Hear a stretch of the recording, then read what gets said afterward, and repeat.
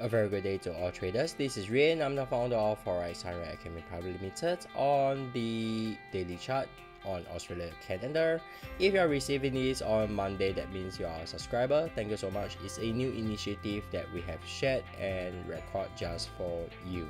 So on the Australia cap, we can see market move up, came down, there's a spike, then you went into consolidation, head down to 4-hour chart. So market has retest on the low. Good opportunity for people who are looking for buying opportunity. Over here, head down the 1-hour chart.